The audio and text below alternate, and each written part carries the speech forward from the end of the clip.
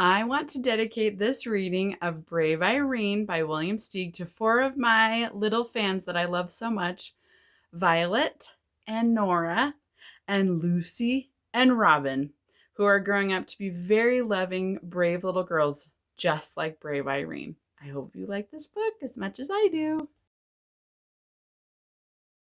Brave Irene by William Steig. Mrs. Bobbin, the dressmaker, was tired and had a bad headache, but she still managed to sew the last stitches in the gown she was making. "It's the most beautiful dress in the whole world," said her daughter Irene. "The Duchess will love it." "It is nice," her mother admitted, "but Dumpling, it's for tonight's ball, and I don't have the strength to bring it. I feel sick." Look how sad and tired she is, poor thing. She worked really hard on that dress. "Poor Mama," said Irene. "I can get it there." "No, Cupcake, I can't let you," said Mrs. Bobbin. "Such a huge package, and it's such a long way to the palace. Besides, it's starting to snow." "But I love snow," Irene insisted. She coaxed her mother into bed, covered her with 2 quilts, and added a blanket for her feet. Then she fixed her some tea with lemon and honey and put more wood in the stove. With great care, Irene took the splendid gown down from the dummy and packed it in a big box with plenty of tissue paper. "Dress warmly, Pudding," her mother called in a weak voice, "and don't forget to button up. It's cold out there and windy."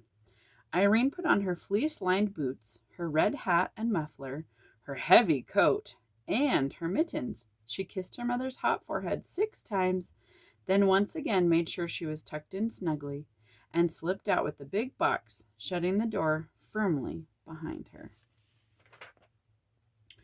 It really was cold outside, very cold. The wind whirled the falling snowflakes about, this way, that way, and into Irene's squinting face. She set out on the uphill path to Farmer Bennett's sheep pasture. By the time she got there, the snow was up to her ankles, and the wind was worse. It hurried her along and made her stumble. Irene resented this. The box was problem enough. "Easy does it," she cautioned the wind, leaning back hard against it. "She looks like she's working really hard in that wind, huh? Ooh, buddy." By the middle of the pasture, the flakes were falling thicker. Now the wind drove Irene along so rudely she had to hop, skip, and go helter-skeltering over the knobby ground. Cold snow sifted into her boots and chilled her feet. She pushed out her lip and hurried on. This was an important errand. When she reached Apple Road, the wind decided to put on a show. It ripped branches from trees and flung them about, swept up and scattered the fallen snow, got in front of Irene to keep her from moving ahead. Irene turned around and pressed on backwards. Look at all these branches trying to attack her. She's tough, huh? She's pushing into that wind, trying to get that dress to the Duchess. "Go home," the wind squalled.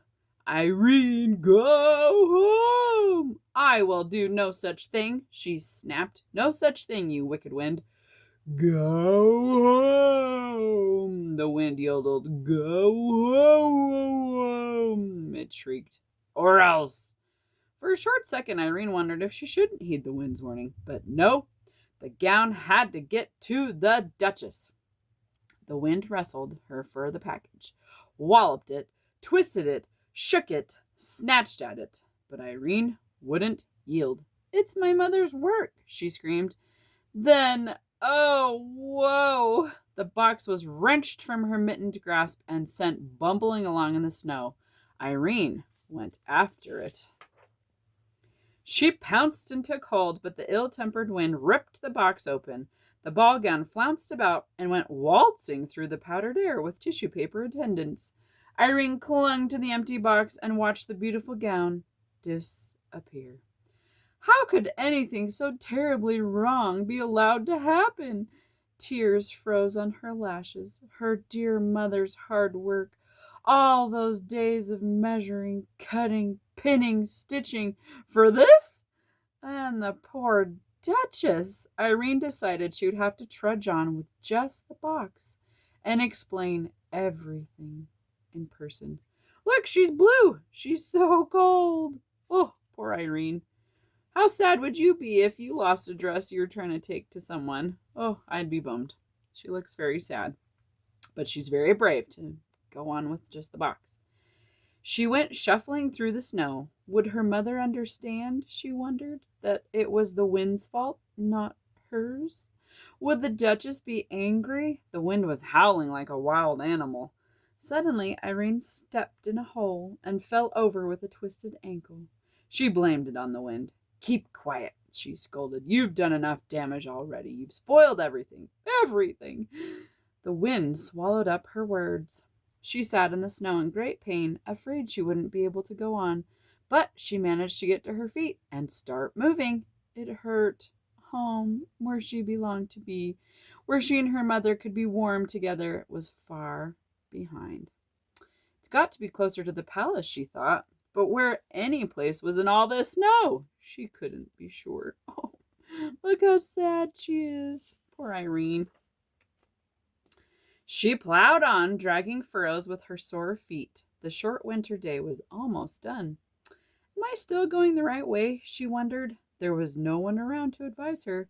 Whoever else there was in this snow-covered world was far, far away and safe indoors. Even the animals in their burrows. She went plodding on. Soon night took over. She knew in the dark that the muffled snow was still falling. She could feel it. She was cold and alone in the middle of nowhere. Irene was lost. She had to keep moving. She was hoping she'd come to a house, any house at all, and be taken in. She badly needed to be in someone's arms. The snow was above her knees now. She shoved her way through it, clutching the empty box.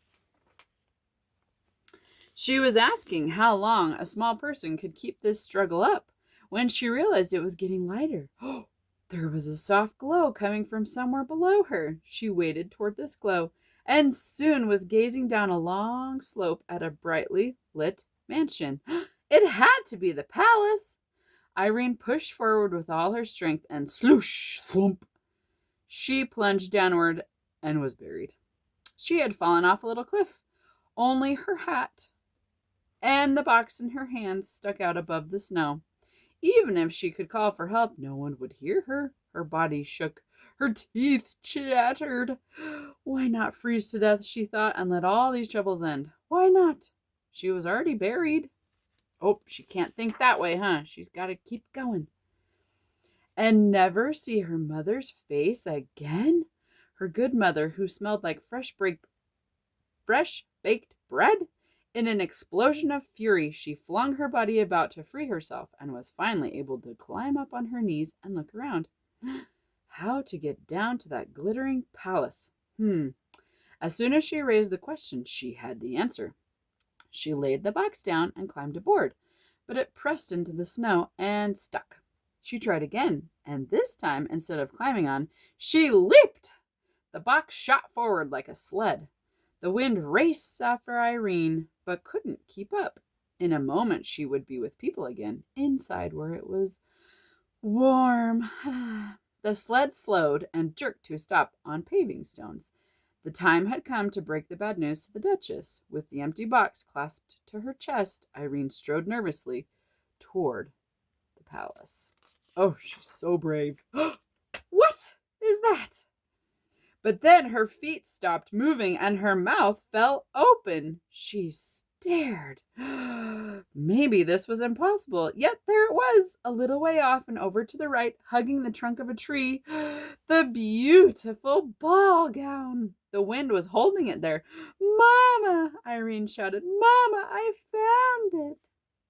She managed somehow, despite the wind's meddling, to get the gown off the tree and back in its box, and in another moment she was at the door of the palace.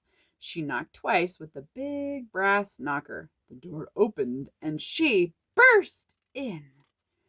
Poor thing was freezing by then. She was welcomed by cheering servants and a delirious Duchess. That means she's very excited. They couldn't believe she had come over the mountain in such a storm, all by herself. She had to tell the whole story, every detail, and she did. Then she asked to be taken right back to her sick mother, but it was out of the question, they said. The road that ran around the mountain wouldn't be cleared until morning. Don't fret, child, said the Duchess. Your mother is surely sleeping now. We'll get you there first thing tomorrow. Irene was given a good dinner as she sat by the fire, the moisture steaming off her clothes. The Duchess, meanwhile, got into her freshly ironed gown before the guests began arriving in their sleighs. Doesn't she look so happy? That dinner looks delicious, right by the fireplace. She even gets a little ice cream sundae. Yum. What a wonderful ball it was. The Duchess in her new gown was like a bright star in the sky. Irene in her ordinary dress was radiant. She was swept up into dances by handsome aristocrats who kept her feet off the floor to spare her ankle. Her mother would enjoy hearing all about it. And she looks pretty happy. Early the next morning, when snow had long since ceased falling, Mrs. Bobbin woke from a good night's sleep, feeling much improved. She hurried about and got a fire going in the cold stove. Then she went to look in on Irene. But Irene's bed was empty. She ran to the window and gazed at the white landscape. No one out there. Snow powder fell from the branch of a tree. Where is my child? Mrs. Bobbin cried. She whipped on her coat to go out and find her. When she pulled the door open, a wall of drift faced her. But peering over it, she could see a horse-drawn sleigh hastening up the path. And seated on the sleigh between two large footmen was Irene herself, asleep but smiling. Would you like to hear the rest? Well, there was a bearded doctor in the back of the sleigh, and the Duchess had sent Irene's mother a ginger cake with white icing, some oranges, and a pineapple, and spice candy of many flavors, along with a note saying how much she cherished her gown, and what a brave and loving person Irene was, which, of course, Mrs. Bobbin knew better than the Duchess.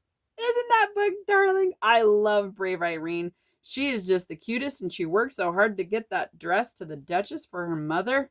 Oh, keep being brave out there and being kind and showing love to those around you. Life is too short not to love. Happy reading!